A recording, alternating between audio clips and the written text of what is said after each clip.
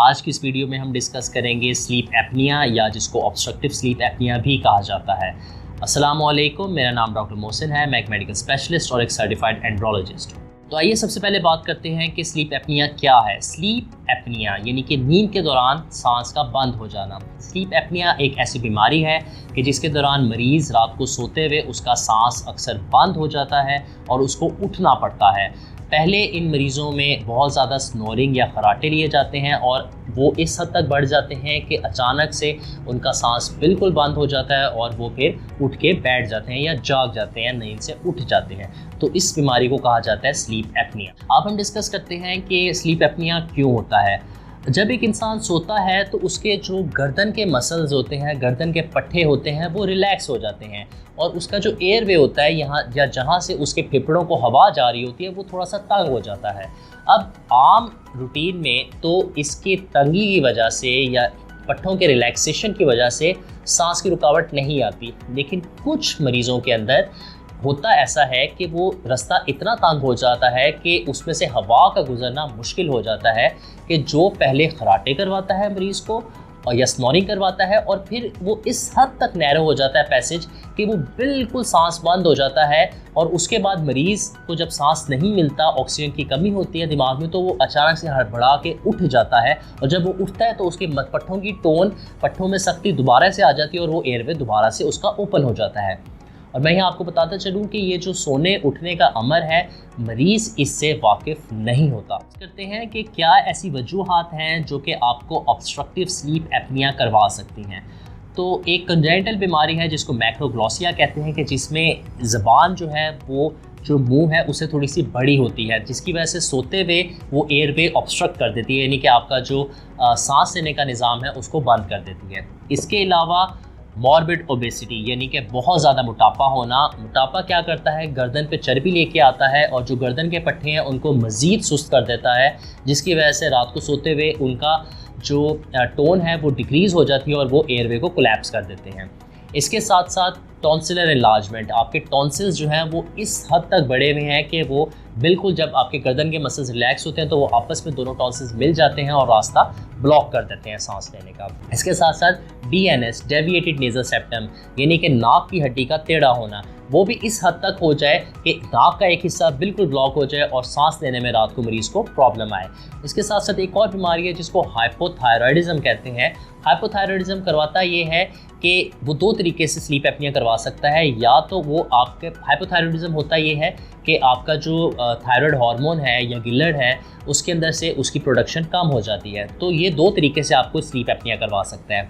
या तो ये बहुत ज़्यादा मोटापा करा देता है जिसकी वजह से स्लीप एपनिया होता है, या ये करता ये है कि गर्दन के आगे वाले हिस्से में ये गदूद होता है तो उसका साइज़ कभी कभी इतना बड़ा हो जाता है कि वो प्रेशर इफेक्ट देने लग जाता है, जिसकी वजह से सांस लेने में मरीज़ को तंगी होती है। तो अब हम बात करते हैं कि ऑब्स्ट्रक्टिव स्लीप एपनिया के क्या सिम्टम्स होते हैं। जिस तरह कि मैं पहले आपको बता चुका हूँ कि स्नोरिंग बहुत ज़्यादा होती है इन मरीज़ों को, खराटे बहुत ज़्यादा आते हैं, अक्सर रात को हड़बड़ा कर उठ जाते हैं क्योंकि सांस इनका बिल्कुल बंद हो जाता है। इसके साथ साथ डे टाइम स्लीपीनेस रहना, यानी कि दिन के वक्त भी नींद पूरी ना होना और दिन के वक्त भी अक्सर बैठे बैठे सो जाना या कोई काम करते हुए सो जाना क्योंकि रात की नींद पूरी नहीं हो रही होती।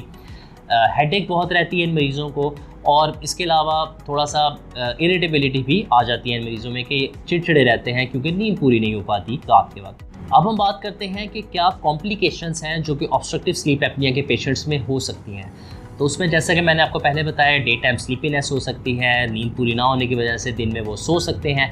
तो अक्सर मरीज़ कोई इंपॉर्टेंट काम करते हुए अगर उनकी आँख लग जाए तो उनको नुकसान हो सकता है। जैसे अक्सर मरीज़ सीढ़ियाँ उतरते हुए सो जाते हैं, लिफ्ट पे खड़े खड़े सो जाते हैं, ड्राइव करते हुए सो जाते हैं, तो उनको नुकसान हो सकता है। फिर मरीज़ अक्सर जैसे कोई बर्तन हाथ में पकड़ा हुआ है, ग्लास पकड़ा हुआ है हाथ में और वो पीते पीते, दूध पीते हुए, चाय पीते हुए, पानी पीते हुए वो सो जाएँ तो वो ग्लास नीचे गिर के टूट सकता है, नुकसान पहुँचा सकता है। इसके साथ साथ इन मरीज़ों में दिल का दौरा पड़ने का चांस भी बढ़ जाता है।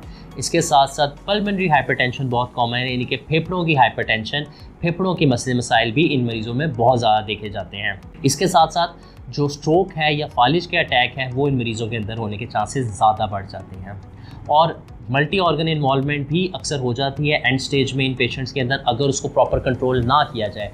फेफड़े भी जाते हैं, गुर्दों में भी नुकसान होता है, दिल के भी मसले आना शुरू हो जाते हैं। तो एक तरह से ये बीमारी ऐसी है जो आपको मल्टी ऑर्गन फेलियर की तरफ लेके जा सकती है। अब हम बात करते हैं कि आप घर में बैठे बैठे इस मर्ज़ की तशख़ीस कैसे कर सकते हैं। उसके दो तरीक़ेकार हैं। एक स्केल होता है जिसको एपवर्थ स्लीपीनेस स्केल कहते हैं। ये एक परफॉर्मा है या कुछ सवालों का मजमूआ है जो कि मरीज़ से पूछे जाते हैं और फिर इसकी स्कोरिंग की जाती है और एक स्पेसिफिक स्कोर के ऊपर फिर कहा जाता है कि मरीज़ हाई रिस्क है कि उसको ऑब्स्ट्रक्टिव स्लीप एपनिया हो। तो ये आप इंटरनेट पे डाउनलोड कर सकते हैं, हम आपको लिंक भी दे देंगे इसका, और आप इसको अपने आप को एवेलुएट कर सकते हैं। या अपने घर में कोई भी आपको जिसको शक है कि कोई मरीज़ है जिसको ऑब्स्ट्रक्टिव स्लीप एपनिया है, तो आप इस परफॉर्मा के ऊपर उसको बड़े आराम से स्केल के ऊपर उसको एवेलुएट कर सकते हैं। इसके साथ साथ स्लीप स्टडी इसमें की जाती है, जिसमें मैं आपको पहले ही बता चुका हूँ। Sleep study at a time आपके पट्ठों की मूवमेंट को देख रही है, आपके दिल की धड़कन को देख रही है और आपके दिमाग के अंदर भी जो एम्पलीट्यूड्स या वेव्स बन रही हैं उसको नोट कर रही होती है। अब हम बात करते हैं कि इस बीमारी का इलाज कैसे किया जाता है। तो सबसे पहला इलाज जो इस बीमारी का है वो है वेट लॉस। वेट लॉस या आप डाइट से करें, एक्सरसाइज से करें या सर्जरी करा के करें, जिस भी तरीके से करें, वेट लॉस करने से इस बीमारी में बहुत सारी बेहतरी आ सकती है। इसके साथ साथ अगर मरीज़ वेट लॉस नहीं कर सकता और वो इम्प्रूव नहीं हो रहा, तो एक डिवाइस लगाई जाती है जिसको CPAP कहते हैं या BiPAP भी कहते हैं। ये सारी रात मरीज़ लगा के सोता है। इसमें होता ही है कि एक मास्क होता है जो मरीज़ के चेहरे पे लगा दिया जाता है और ये पॉजिटिव प्रेशर देता है। इसका नाम भी CPAP है, कॉन्टीन्यूअस पॉजिटिव एयरवे प्रेशर। ये प्रेशर के साथ एयर आपको देता है जिसकी वजह से आपके गर्दन के पट्टे जो कि सोते वक्त बंद हो जाते हैं वो खुले रहते हैं और सांस की रवानी बेहतर हो जाती है। तो मरीज़ सारी रात ये BiPAP या CPAP मास्क होता है ये लगा के सोता है। CPAP यूजली ज़्यादा इस्तेमाल किया जाता है इस बीमारी में, BiPAP का इतना बहुत ज़्यादा रोल नहीं है। इसके अलावा ये किया जाता है कि एक प्रोसीजर है जिसको यूवेलोप्लैटोफिरिंजियोप्लास्टी कहा जाता है, कि जिसमें आपके गर्दन के जो पट्टे हैं उनकी सर्जरी करके उनको मॉडिफाई करके उस जो आपका एयरवे नैरो हुआ हुआ पैसेज उसको बेहतर किया जाता है। इसके साथ साथ ये एहतियात है कि इस तरह के मरीज़ों को कहा जाता है कि सिडेटिव या ऐसी दवाइयाँ जो कि नींद ज़्यादा कराएँ उनको अवॉइड करें या अल्कोहल का इस्तेमाल कम से कम करें। आज की वीडियो में बस इतना ही। उम्मीद है हमारी इस वीडियो से आपको कुछ फ़ायदा हुआ होगा। अगर आपका कोई सवाल हो इस टॉपिक से मुतालिक या स्लीप डिसऑर्डर से मुतालिक, तो आप हमें ईमेल कर सकते हैं या आप हमें व्हाट्सएप पे भी हमसे रब्ता कर सकते हैं। अपना ख्याल रखिएगा। अल्लाह हाफ़िज़। शुक्रिया।